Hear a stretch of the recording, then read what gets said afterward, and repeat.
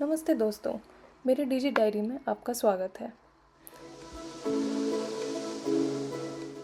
मैं हाल ही में Sweden shift हुई हूँ और मैं अपने सीरीज़ के द्वारा आपको बताना चाहती हूँ यहाँ के कुछ अनोखे एक्सपीरियंसेस। लास्ट व्लॉग में मैंने आपको बताया था यहाँ के सेकेंड हैंड स्टोर्स कैसे होते हैं। चलिए इस बार मैं आपको स्वीडन की सर्दियाँ दिखाती हूँ और सर्दियों में घर शिफ्ट करना कैसा होता है वो भी।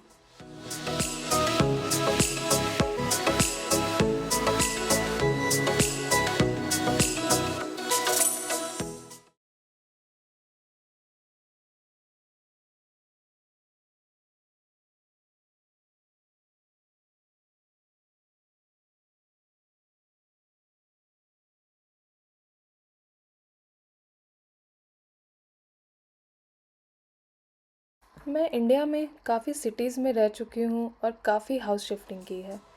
इंडिया का एक्सपीरियंस काफ़ी इजी था। पोर्टर बुक करो, गूगल पे करो, सामान लोड अनलोड करो और बस हो गया तुम्हारा काम। बट यहाँ चीज़ें काफ़ी डिफरेंट थी।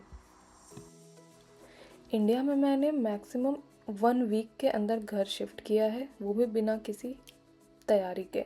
पर यहाँ घर शिफ्ट करने से पहले आपको 3 से 4 महीने की तैयारी लगती है। यहाँ भारत की तरह खुले ट्रक या लोकल टेम्पो सर्विसेज आसानी से अवेलेबल नहीं होते हैं। आपको वैन या प्रोफेशनल मूवर्स हफ्तों पहले बुक करने पड़ती है। मूवमेंट की तारीख, दूरी, दोनों घरों के पते, बिल्डिंग में लिफ्ट है या नहीं है, पार्किंग की जानकारी।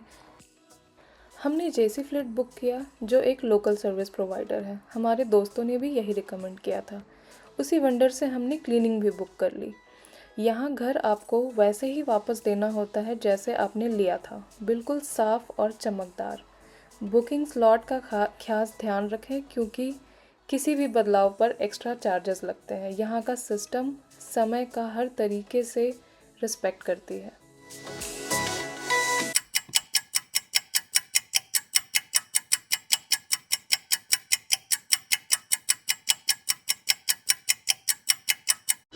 सर्विस की सारी बुकिंग आपको ऑनलाइन करनी होती है कुछ इस तरह से।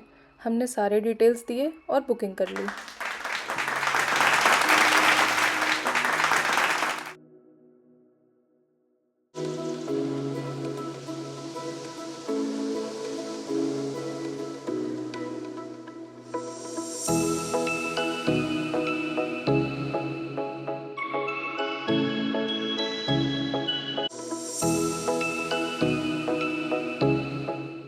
चलिए आपको अपनी उस घर की एक झलक दिखाती हूँ जहाँ से हम शिफ्ट कर रहे थे।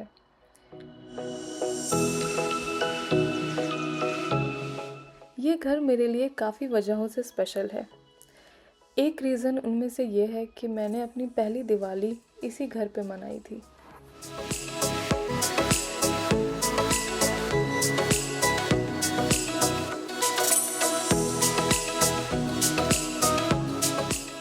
ये सोफ़ा मुझे काफ़ी पसंद था, लेकिन क्योंकि इसके लिए हमारे नए घर में जगह नहीं थी, हमने इसे सेकेंड हैंड स्टोर में डोनेट कर दिया। मैंने आपको पिछले व्लॉग में बताया था सेकेंड हैंड स्टोर कैसा होता है और कैसे काम करता है। मुझे याद है जब आखिरी बार मैं इंडिया में शिफ्टिंग कर रही थी, फ्रिज, सोफ़ा, टेबल सारी चीज़ें ट्रक में लोड कर दिए और फिर लास्ट डेस्टिनेशन पे अनलोड कर दिया। लेकिन यहाँ आपको पहले से बताना पड़ता है आपके पास कितना सामान है, उस सामान की लंबाई, चौड़ाई, हाइट कितनी है और वो कार्डबोर्ड में पैक्ड है या नहीं, ये सब आपको पहले से बताना।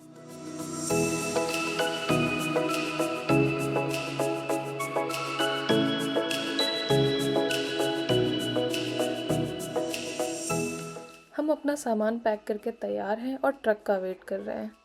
इंडिया में शिफ्टिंग करते वक्त सफाई एक ऑप्शन होता था, पर यहाँ मैंडेटरी है। रिसाइकलिंग नियम सख्त होने के कारण आप कोई भी सामान कहीं भी नहीं फेंक सकते। आपको कार्डबोर्ड, प्लास्टिक सारी चीज़ें अलग अलग रिसाइकलिंग स्टेशन या डंप यार्ड के सामने लेकर जाना पड़ता है।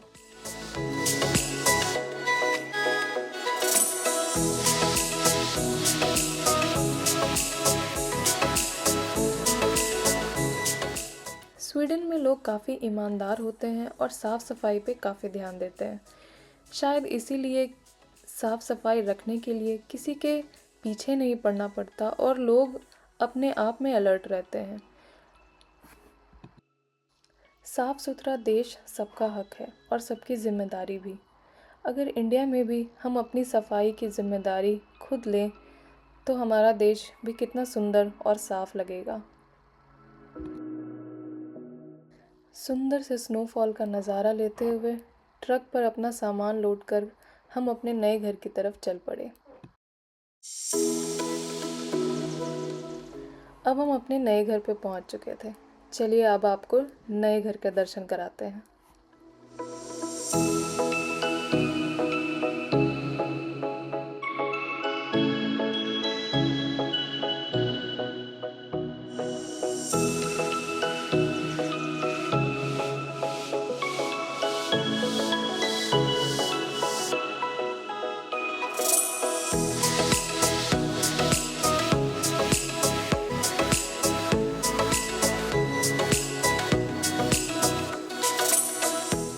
तो ये है हमारा नया अपार्टमेंट।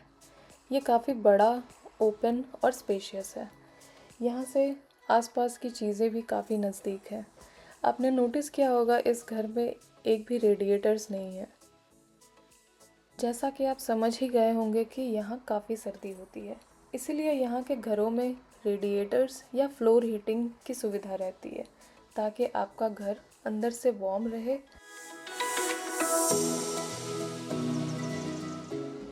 हमें तो ये घर पहले ही नज़र में पसंद आ गया था और उससे भी ज़्यादा अच्छी चीज़ थी extra storage.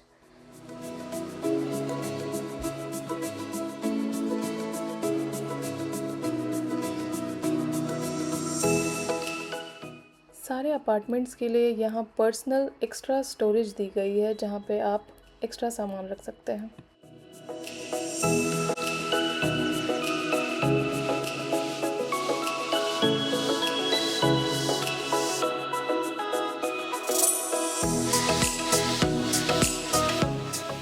Okay, back to the house.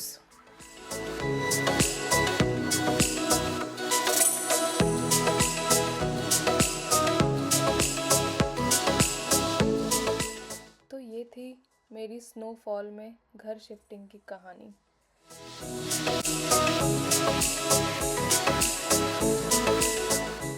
अपनी फैमिली से दूर किसी शहर में रहना या किसी दूसरे देश में रहना दूर से जितना आसान दिखता है वो होता नहीं, लेकिन यही तो लाइफ है।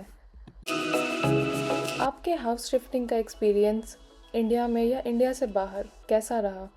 कमेंट्स में ज़रूर शेयर करिएगा। ये ब्लॉग देखने के लिए बहुत बहुत धन्यवाद। मिलते हैं आपसे अगले ब्लॉग में जहां मैं आपसे एक और नई इंटरेस्टिंग एक्सपीरियंस शेयर। तब तक के लिए आप अपना और अपने चाहने वालों का ध्यान रखें। Bye bye.